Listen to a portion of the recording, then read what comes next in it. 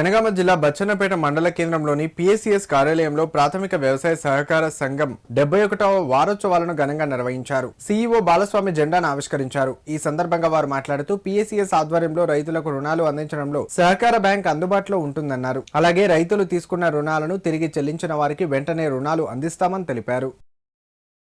రైతులందరికీ 71 సహకార వారోత్సవాల సందర్భంగా అందరికీ శుభాకాంక్షలు. సహకార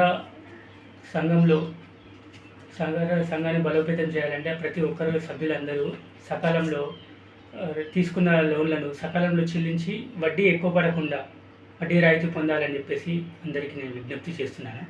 అలాగే సహకార బ్యాంకులో అధిక వడ్డీ శాతం ఇచ్చే బ్యాంకు సహకార బ్యాంకు. దాదాపు 8.1 వడ్డీ శాతం ఇస్తున్న ఏకైక బ్యాంకు మన సహకార బ్యాంకు. దీంట్లో ప్రతి ఒక్కరూ అందరూ డిపాజిట్ చేసుకొని సహకార బ్యాంకును బలోపేతం చేసి మన డిపాజిట్లు ఎక్కువ ఉంటే మనం ఎక్కువ మందికి లోన్లు ఇచ్చి సహకార వ్యవస్థని ఇంకా పటిష్టం చేయొచ్చు.